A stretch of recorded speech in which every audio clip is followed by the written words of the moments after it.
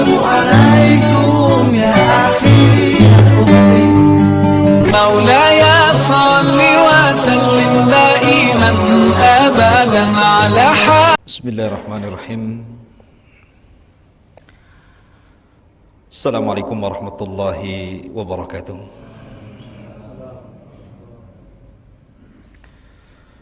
الحمد لله والصلاة والسلام على رسول الله وعلى آله وصحبه وموالاه ولا حول ولا قوة إلا بالله وبعد. Alhamdulillah, pada malam hari ini setelah beberapa waktu kita tidak mengadakan kajian karena terpisah dengan Ramadan, dan alhamdulillah malam ini kembali kita memulai kajian kita yang sudah vakum lama. Dan malam ini kita akan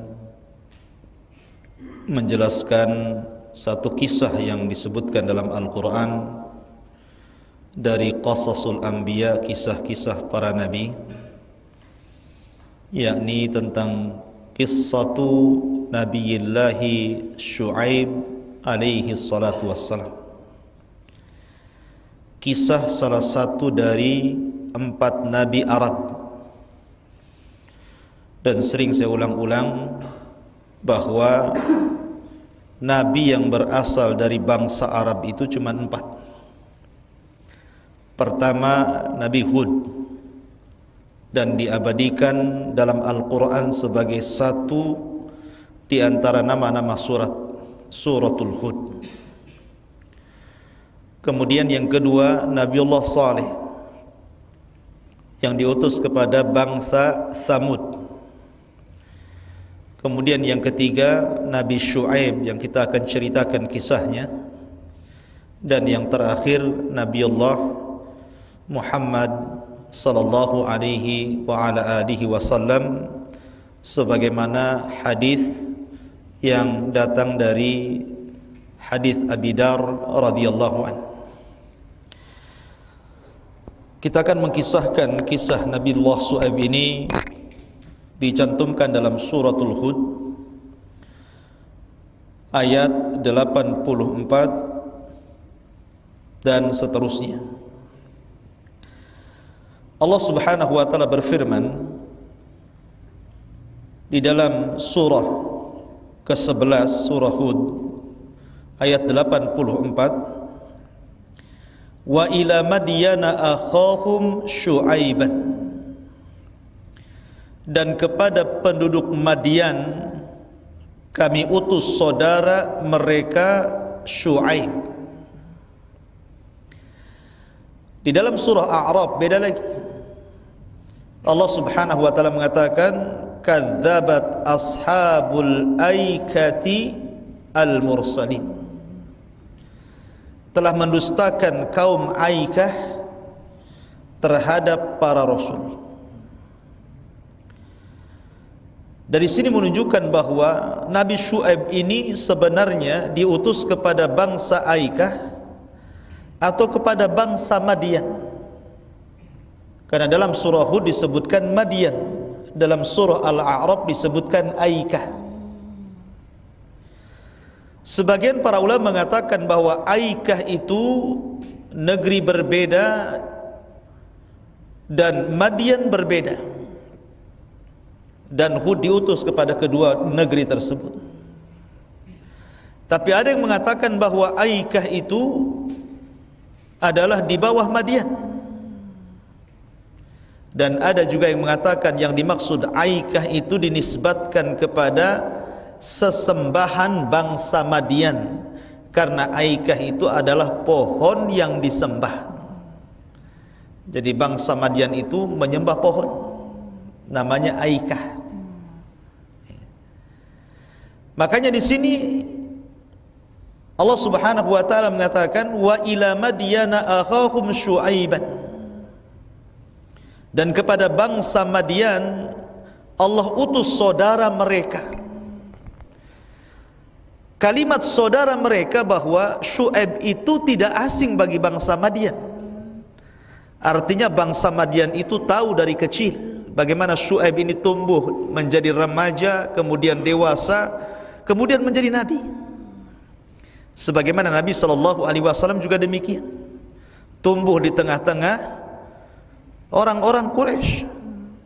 Dan orang Quraisy tahu bagaimana masa kecilnya Rasul, masa remajanya Rasul, dan masa dewasa sampai diangkat jadi nabi. Mereka tahu masa kecilnya. Sehingga ketika mereka tahu, tentu mereka tahu bagaimana kehidupan Rasul yang diutus itu. Dan ketika Allah Subhanahu wa taala sudah mempersiapkan satu orang untuk dijadikan utusannya, tentu Allah Subhanahu wa taala akan menjaga dia dari kecil. Makanya Nabi SAW sedari kecil tidak dikenal bohong, tidak dikenal pendusta, tidak dikenal minum khamr, tidak dikenal berzina, tidak dikenal nyembah patung, gitu kan. Sehingga ketika dia menjadi Rasul dan mengaku menjadi Rasul, tidak ada alasan untuk tidak diterima, karena tidak ada hal yang cacat dari segi akhlak dia. Begitu juga Syuaib. Syuaib itu diambil dari saudara mereka sendiri, dari kaum Madian sendiri, dan kaum Madian tahu siapa Syuaib. Bahkan di antara para nabi dan rasul yang disebut dengan Khatibul Anbiya, oratornya para nabi, adalah Nabi Syuaib. Nabi Syuaib ini kalau ngomong itu bahasanya fasih, bahasanya indah, kedalaman bahasanya luar biasa, maka disebut Khatibul Anbiya, khatibnya para nabi, Nabi Syuaib ini. Nah, di sini Allah mengatakan wa ila madyana akhahum Syuaibah, dan kepada penduduk Madian Allah utus saudara mereka Syuaib. Siapa Syuaib itu? Menjadi khilaf para ulama tentang siapa Syuaib itu. Ada yang mengatakan Syuaib itu adalah cucunya Nabi Lut. Jadi Lut itu punya dua putri yang Allah Subhanahu wa taala selamatkan bersama Lut ketika negeri Sodom dihancurkan Allah. Dan istrinya tidak selamat karena istrinya Nabi Lut itu kufur. Dan Allah Subhanahu wa taala menjadikan permisalan wanita-wanita kafir dalam Al-Qur'an, salah satunya adalah istrinya Lut. Jadikan permisalan istrinya Lut dan istrinya Nuh. Tetapi dua putri Lut itu selamat bersama Lut. Kemudian karena Allah selamatkan Lut dan putrinya, maka dia pun kemudian kembali bergabung dengan pamannya Nabiullah Ibrahim alaihi salatu wassalam. Dari situlah mereka hijrah menuju Syam. Lah salah satu putri Lut ini kemudian punya anak namanya Syuaib. Jadi Syuaib itu putra dari putrinya Nabi Lut. Ini salah satu pendapat. Ada juga yang mengatakan bahwa dia bukan putra dari putrinya Nabi Lut, tapi memang dia asli Madian, di mana Allah Subhanahu wa taala utus Syuaib ini satu di antara orang yang mengikuti agama Ibrahim, karena dia juga ikut hijrah bersama Ibrahim dan dia mengikuti agamanya Ibrahim alaihi salatu wassalam. Lah Madian ini terletak di Hijaz. Madian itu masih terletak di Saudi sana. Dan Nabi SAW pernah melintasi Madian. Artinya dari Madinah dekat kalau ke Madian itu. Dan negeri Madian itu masih berdekatan dengan negeri Sodom yang dihancurkan Allah Subhanahu wa taala karena perbuatan homoseksual. Karena jarak Nabi Syuaib baik secara tempat ataupun waktu itu tidak jauh dengan Nabi Lut. Tidak jauh. Karena di antara Nabi Lut dengan Nabi Syuaib itu tidak ada nabi. Tidak terpisah dengan nabi. Setelah Lut langsung Syuaib.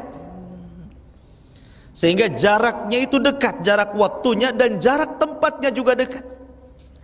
Artinya kaum Madian ini orang-orang tua mereka minimalnya menyaksikan ataupun mendengar bagaimana Allah Subhanahu wa taala menghancurkan negeri Sodom, dan itu pelajaran harus bagi mereka. Di sini dalam Al-Qur'an Allah Subhanahu wa taala menjelaskan bahwa Allah utamakan negeri Madian ini dengan pusat pertanian. Jadi mereka itu suka bertani dan suka berdagang, dan Allah Subhanahu wa taala berikan nikmat kepada mereka luar biasa. Pertaniannya subur dan perdagangannya untung. Cuman masalahnya ketika Allah Subhanahu wa taala memberikan keuntungan yang besar kepada perdagangannya, memberikan keuntungan besar kepada pertaniannya, mereka selalu curang dalam berdagang. Jadi kaum Madian ini terkenal kecurangan dalam berdagang. Dari sini menunjukkan tantangan dakwah Nabi Syuaib ini bukan hanya mengajak manusia meluruskan tauhid, tapi juga meluruskan muamalahnya. Beratnya. Di sini Allah Subhanahu wa taala menyebutkan ada 3 penyimpangan yang harus diluruskan oleh Nabi Syuaib terhadap kaumnya. Pertama, Allah mengatakan, ya qaumi ibudullaha ma lakum min ilahin ghairuh. Ya qaumi ibudullaha ma lakum min ilahin ghairuh. Ini penyimpangan pertama kaum Nabi Syuaib. Kesyirikan, menyembah Aikah. Sekali lagi, Aikah itu pohon yang disembah. Lah, orang nyembah pohon itu di zaman Nabi sudah ada. Seperti ketika Nabi SAW berangkat dari Madinah menuju Hunain. Kita tahu bahwa perang Hunain ini berbeda dengan perang-perang yang lainnya. Kalau dalam perang Badar, dalam perang Uhud, kaum muslimin itu minoritas dan orang-orang kafir mayoritas. Tapi dalam perang Hunain terbalik. Justru umat Islam itu mayoritas dan orang kafir minoritas. Jadi mereka lebih banyak dibandingkan musuhnya. Dan orang-orang yang banyak bergabung dalam perang Hunain itu justru hudatsa'u ahdi bi kufrin, orang-orang yang baru masuk Islam, sehingga akidahnya masih goyang, masih goyang-goyang akidahnya, perlu tarbiyah dan tasfiyah. Lah, ketika karena perjalanan Hunain cukup jauh, mereka pun istirahat di sebuah tempat yang di situ ada pohon, namanya pohon bidara. Dan pohon bidara itu pohon yang sangat luar biasa, banyak manfaat di dalamnya. Makanya Nabi SAW menjadikan pohon bidara itu daunnya untuk meruqyah. Jadi kalau orang kena pelet, ya, kena santet pelet, guna-guna gitu, maka para ulama ketika meruqyah orang yang kena guna-guna itu menggunakan media daun bidara, ditumbuk, dimasukkan air, kemudian diruqyah dan mandi. Dan daun bidara juga digunakan untuk memandikan mayat.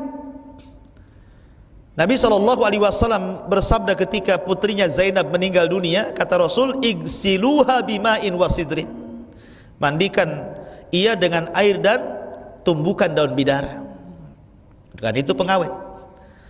Bahkan waktu saya berada di Yaman, kambing itu tidak sebagaimana kambing di tempat kita. Kalau kambing tempat kita ini makanan banyak, rumput di mana-mana gitu kan, senang.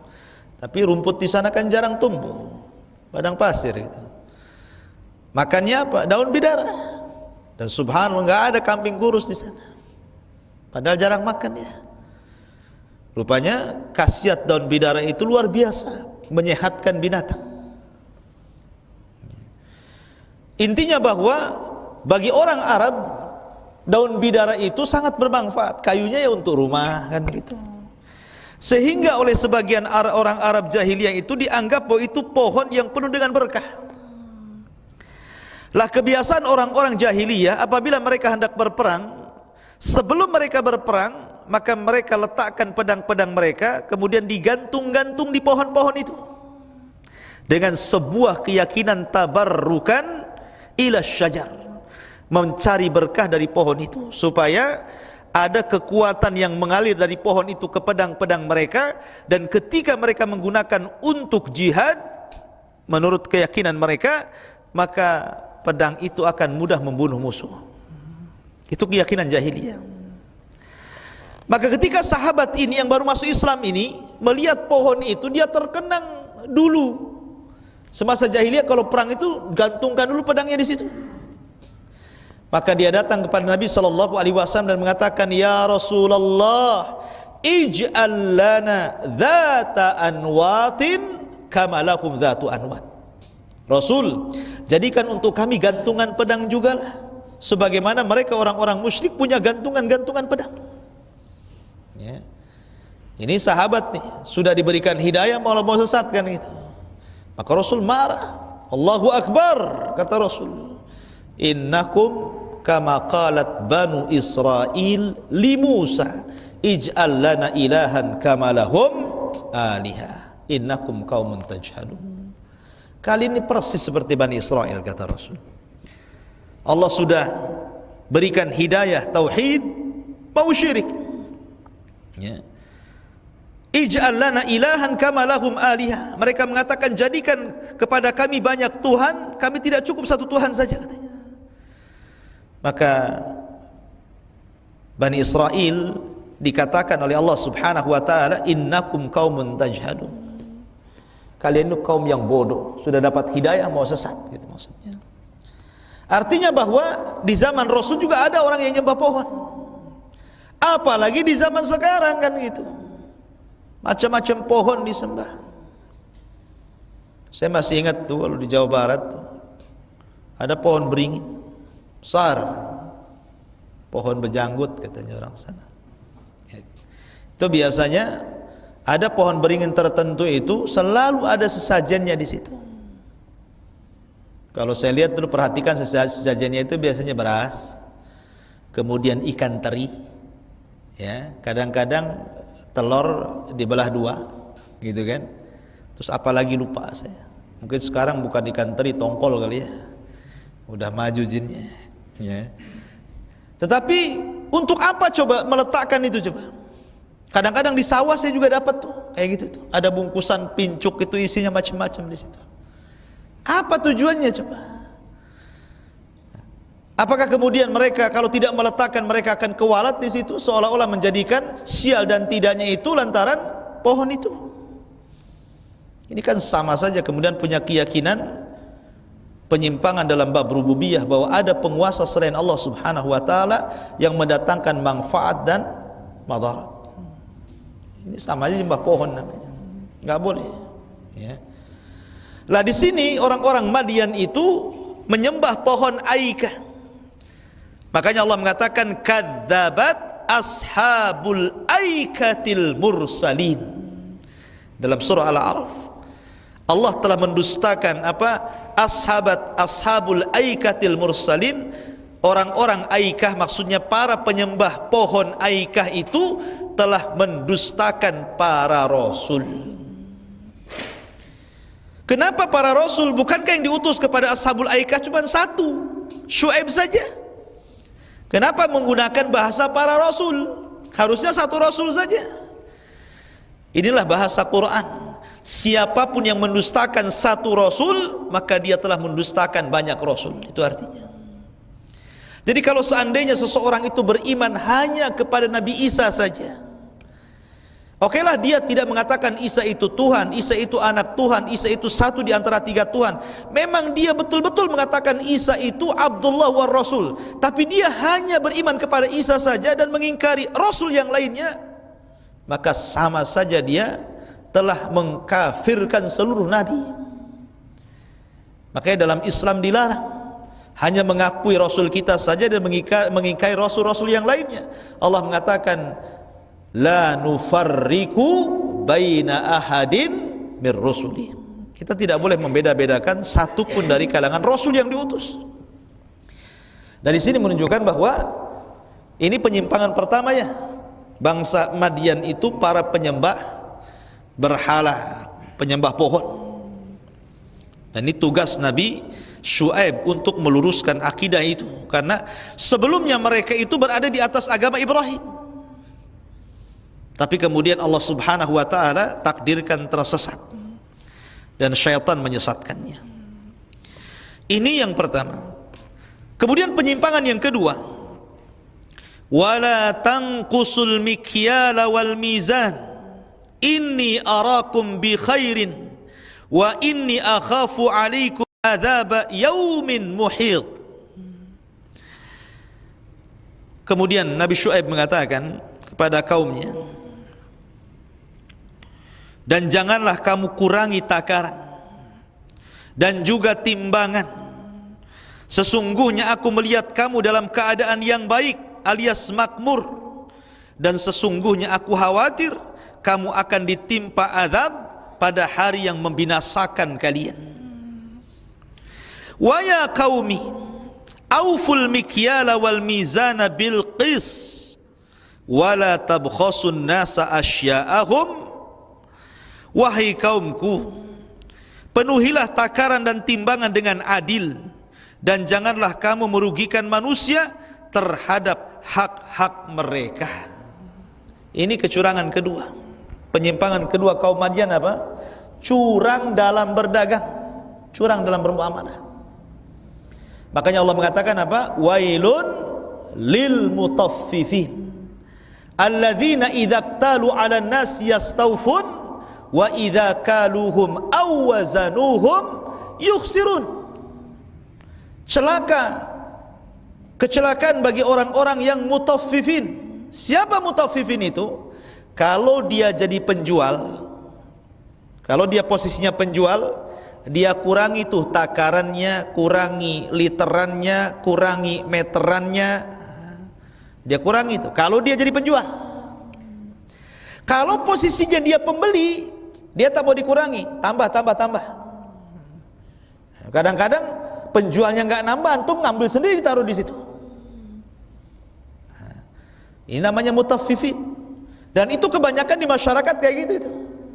Tambahlah katanya, si korting. Kalau jadi penjual nggak dapat segitu. Kadang-kadang saya lihat ada tengok YouTube. Jadi ketika ini jual buah nih ceritanya. Jadi dia udah milih buah bagus, cantik-cantik, dia milih buah itu dikeresekin. Kemudian pas ditimbang itu di bawah tuh, rupanya dia sudah buat kresek-kresek di bawah itu. Coba bayangkan. Jadi yang bagus-bagus yang ditimbang ditaruh, dia sambar kresek yang sudah dikreseki sebelumnya, yang campuran antara baik yang buruk dikasihkan, dan dia nggak pernah memeriksa, sampai di rumah busuk semua kan itu. Ada yang seperti itu. Masalahnya siapa itu yang rekam itu? Ya, kok saya tahu pula itu. Makanya saya teringat dengan sabda Nabi SAW. Jadi ketika Nabi itu jalan ke pasar, Nabi melihat ada orang yang sedang jual beras gandum. Namanya orang pergi ke pasar ingin beli beras, tentu kan diraba-raba beras ini. Ya kan, orang beli beras kan kalau zaman dulu, kalau sekarang kan karungan susah ya. Kalau ditumpuk-tumpuk kan mesti diraba-raba, bagus enggak gitu kan. Jadi tanpa sadar Nabi SAW memasukkan jarinya ke dalam tumpukan gandum itu. Rupanya basah di dalamnya. Kemudian Nabi SAW bertanya, kenapa ini gandum di atasnya kering, di bawahnya basah? Maka sang penjual gandum mengatakan, ya Rasulullah, asabat humatar. Oh, gandum itu kena hujan Rasul. Rasul itu kan gak bodoh. Yang kalau hujan yang basah kan atasnya ya, yang kering bawahnya. Kenapa pula ada hujan dari bawah ke atas? Ya. Maka Nabi SAW, halla taj'al, kenapa engkau tidak menjadikan yang basah itu fauqahu, di atasnya, liyarahun nas, supaya manusia tahu. Ya. Kenapa Nabi SAW mengatakan, kenapa kau tidak jadikan yang basah itu di atasnya, supaya orang tahu ini basah, ini jelek. Dan itu Masya Allah gitu kan. Memang kita lihat di dunia terutama orang jual buah-buahan kan seperti itu ya. Kadang-kadang ditumpuk-tumpuk yang bagus, kadang di atasnya itu.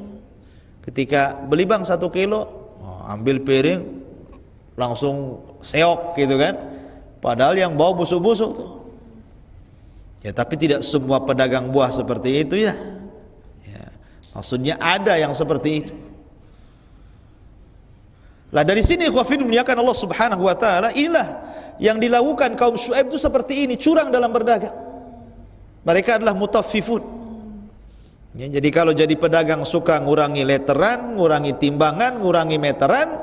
Tapi kalau jadi pembeli pengennya ditambah, pengennya minta korting, pengennya minta diskon. Nah ini, jadi tidak berkah ya, penjualannya. Kemudian yang ketiga di antara penyimpangan kaum Syuaib adalah wala ta'thau fil ardi mufsidin. Kata Nabi Syuaib, dan janganlah kamu membuat kejahatan di bumi dengan berbuat kerusakan. Dari sini kata para ulama tafsir bahwa kebiasaan Madian itu, mereka adalah para perampok padang pasir. Jadi kebanyakan mereka itu para perampok. Jadi kalau ada musafir yang hendak berjalan ke negeri yang lain dan tidak ada jalur kecuali lewat Madian, habislah itu barangnya itu, dirampoknya. Ya, jadi banyak bajing luncat bahasanya. Bahkan saya pernah dakwah ke daerah Sumatera gitu kan, saya tidak sebut daerahnya. Waktu itu tur daurah selama 2 minggu, mulai dari Palembang berakhir di Bengkulu ya. Jadi pesawatnya ke Palembang, berakhirnya di Bengkulu. Nah, sepanjang perjalanan dakwah itu kadang di sini 3 hari sampai ke Bengkulu. Jadi saya lewat di sebuah desa ya. Kemudian orang-orang itu ngasih tahu, jadi memang dikawal itu dalam safari dakwah itu, karena takut kalau seandainya tengah jalan dibegal. Jadi ceritalah nih salah satu kawan ini, Ustadz, nih desa kalau antum lurus ke sana ini ada desa namanya Anu, itu satu kampung jadi perampok gitu. Jadi saya tanya, apa memang profesinya perampok? Maksudnya sepanjang tahun dia ngerampok saja? Oh tidak, mereka itu ada penghasilan pertanian. Jadi kalau hasilnya turun ngerampok katanya. Terkadang ngerampok itu, terkadang sesama perampok merampok. Itu yang aneh. Ini orang ini ngerampok, tetangganya juga ngerampok. Kadang-kadang ngerampok juga tetangganya, asal jangan ketahuan aja ya kan? Sampai seperti itu. Ada juga daerah kayak gitu kan. Memang negeri kita ini kan unik gitu. Ada yang satu kampung pengemis semua. Kalau antum nikah sama wanita kampung itu, maharnya harus ngemis dulu ya. Mungkin sama juga di situ ya, maharnya ngerampok juga gitu kan. Jadi kita lihat ini kondisi-kondisi seperti ini juga, ini warisan daripada kaum Madian. Dan ini dihadapkan ketiga persoalan nih Nabi Syuaib ini. Ya, dia menghadapi kaumnya yang melakukan persekutuan dengan Allah Subhanahu wa taala.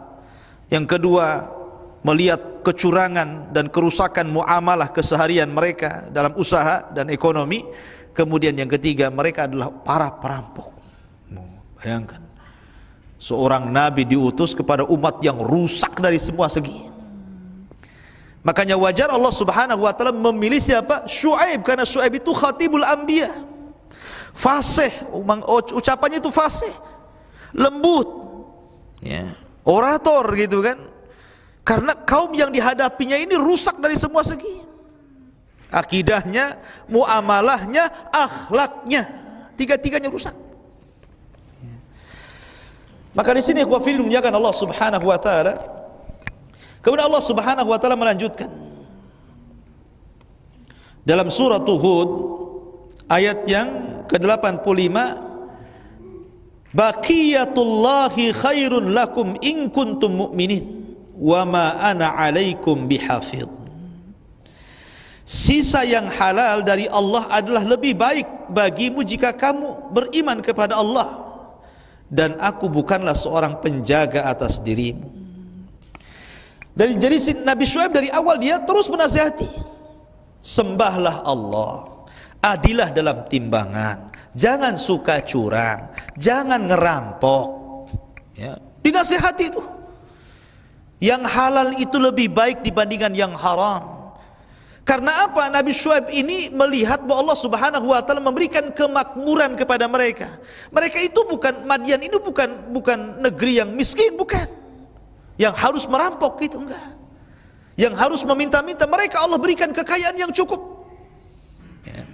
Tetapi mereka tidak bersyukur dengan itu. Makanya kemudian teruslah Nabi Syuaib ini menasihati mereka, mulai meluruskan tauhid, meluruskan muamalah ekonomi, termasuk juga meluruskan akhlak mereka. Harusnya seorang muslim, orang yang berakal, kalau diberikan nasihat itu berterima kasih, ya. Jazakallah khairan. Kalau antum tidak ingatkan saya, siapa lagi yang mengingatkan saya? Harusnya seperti itu. Karena orang yang tidak mau menerima nasihat orang lain itu namanya kibar, sombong. Sombong itu batrul haq, menolak kebenaran, menolak nasihat. Kita lihat jawaban kaum Syuaib ini.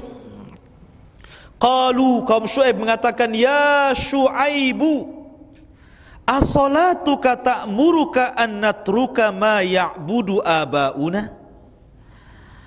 Hei Syuaib, apakah agamamu, keyakinan yang kau bawa kepada kami, yang menyuruhmu agar kami meninggalkan apa yang disembah nenek moyang kami?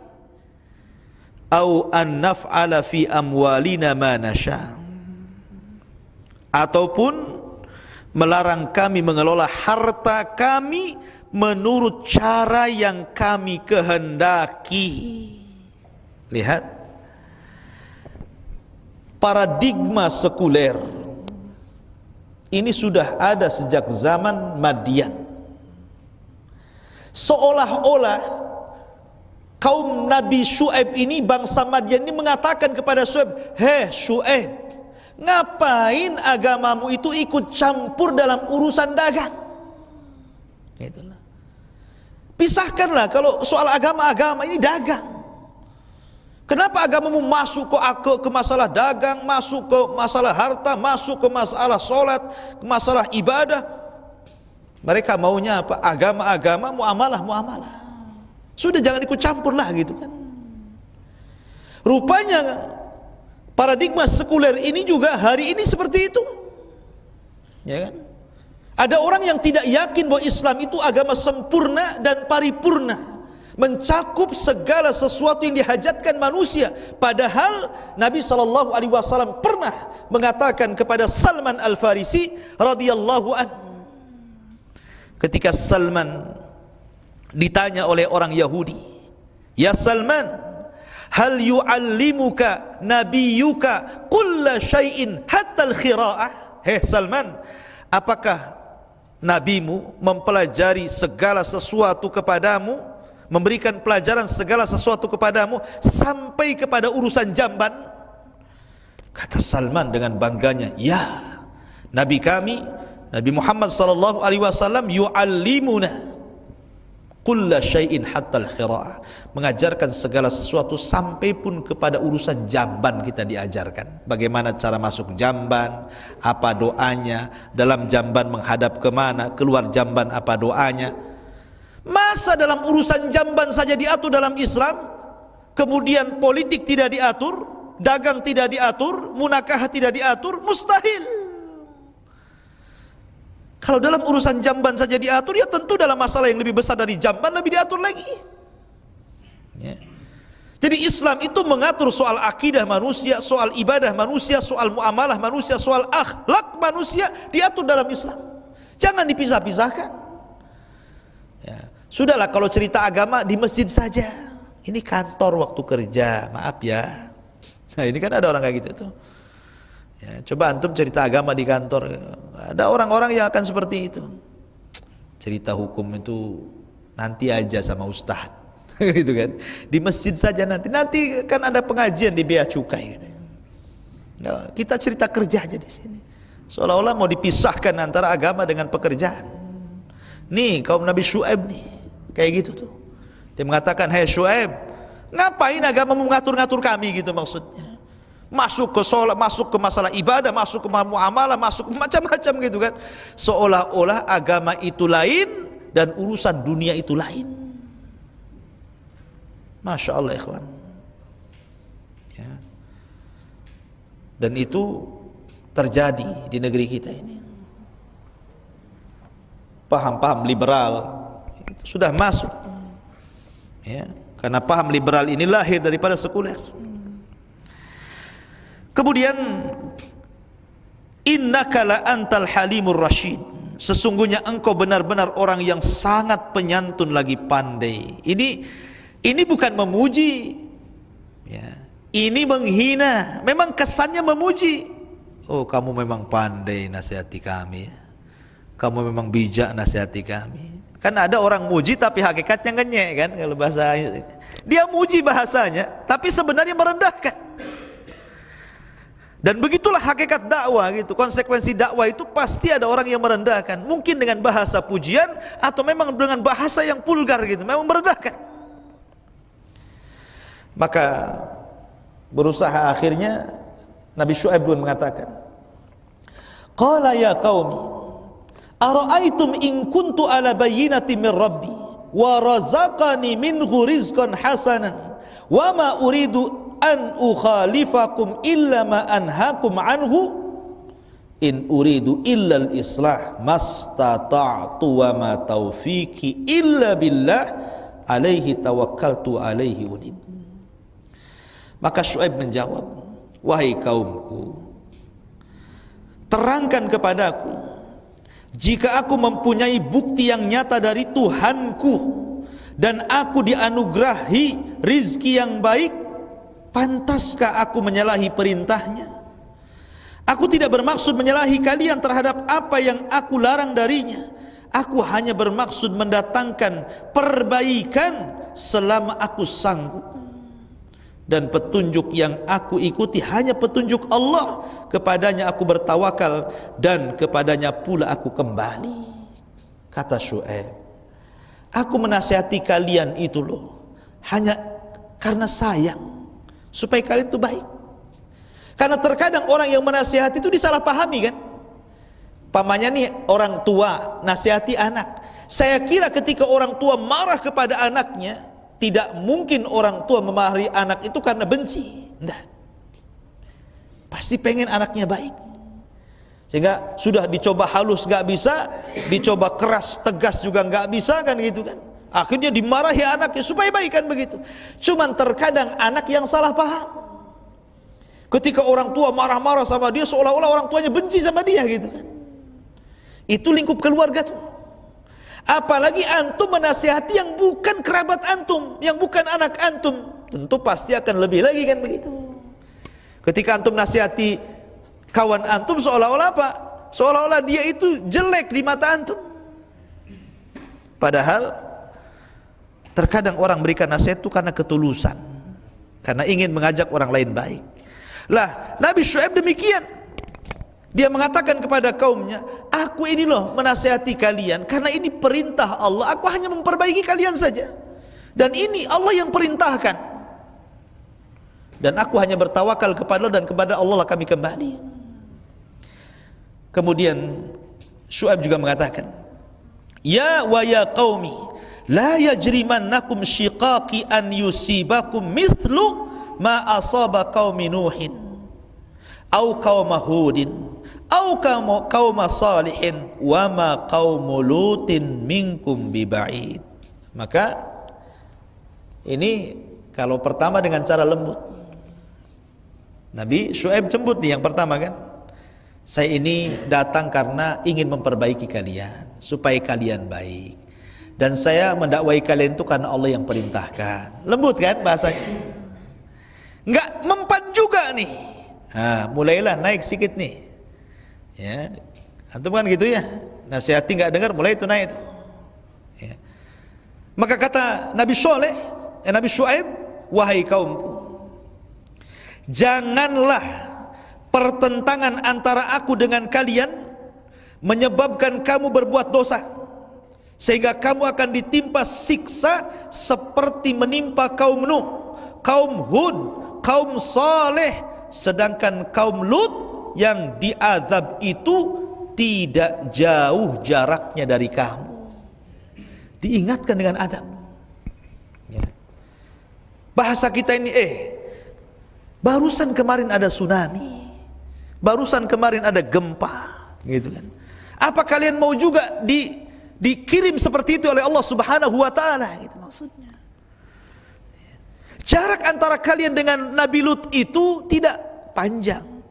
Dan sebagian orang-orang tua kalian menyaksikan bagaimana kisah-kisah yang mengerikan dihancurkannya negeri Sodom. Apa kalian juga mau dihancurkan seperti Allah hancurkan negeri Sodom? Mulai diancam tuh. Ya, naik lagi dia tingkatan nasihatnya. Maka Nabi Syuaib mengatakan, wastaghfiru rabbakum thumma tubu ilaihi inna rabbi rahimun wadud. Dan mohonlah ampunan kepada Allah Tuhanmu, kemudian bertobatlah kepadanya, sesungguhnya Tuhanku Maha Penyayang lagi Maha Pengasih.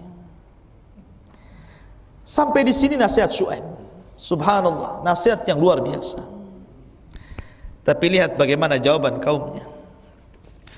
Qalu ya Syuaibu ma nafqahu katsiran mimma taqul wa inna lanaraka fina dha'ifa walaula rahtuka larajamnak. Hei Syuaib, kami tidak banyak mengerti tentang apa yang kau katakan itu, sedangkan kenyataannya kami memandang engkau ini seorang yang lemah antara kami.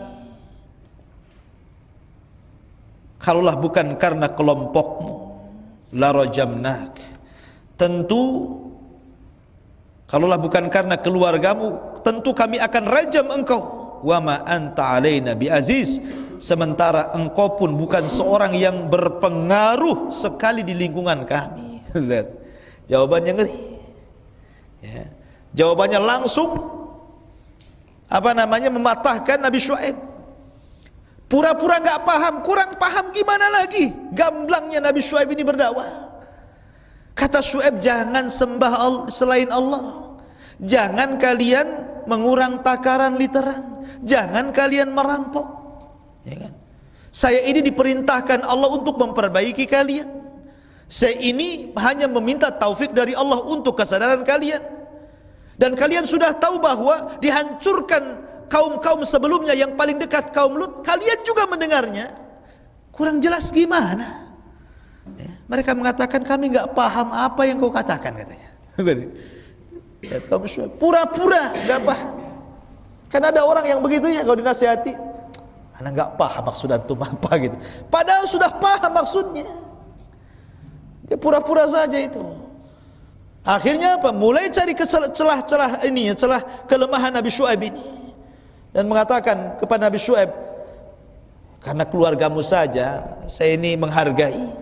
Coba kalau bukan begini dan begitu, tentu begini, gitu kan? Dan kamu juga siapa? Kamu ini bukan siapa-siapa. Nah, ini mulai ini merendahkan. Ya. Maka Nabi Saleh menjawab, qala ya qaumi arahti a'azzu alaikum minallah wattaqadtumuhu wara'akum dhahriyan inna rabbi bima ta'maluna muhit. Wahai kaumku, apakah keluargaku lebih terhormat menurut pandanganmu daripada Allah? Bahkan dia kamu tempatkan di belakangmu. Ketahuilah pengetahuan Tuhanku meliputi apa yang kamu kerjakan. Dari sini Nabi Syuaib alaihi salatu wassalam terus menasihati, menanamkan akidah, menanamkan akhlak, menanamkan muamalah yang adil. Tapi Allah subhanahu wa ta'ala takdirkan memang mereka kufur. Maka datanglah, untuk menutup, datanglah janji yang Allah subhanahu wa ta'ala janjikan kepada mereka. Akhirnya Allah mengutus Jibril. Kemudian Jibril berteriak dengan satu teriakan. Apa yang terjadi? fa asbahu fi diyarihim jathimin, maka mereka pun mati bergelimpangan di rumah-rumah mereka. Coba, mereka mendengar suara yang memekik, suara Jibril, kemudian masuk ke telinga-telinga mereka, menghancurkan gendang-gendang mereka. Akhirnya mereka jadi bangkai di rumah-rumah sendiri. Ya, itulah hukumannya kepada kaum Nabi Syuaib. Karena sudah Isa, sebenarnya masih banyak ayat-ayat yang lain. Ini secara singkat kisah Nabi Allah Syuaib alaihi salatu wassalam. Subhanaka wa bihamdika asyhadu an la ilaha illa anta astaghfiruka wa atubu ilaik. Allah ta'ala alam. Assalamualaikum warahmatullahi wabarakatuh.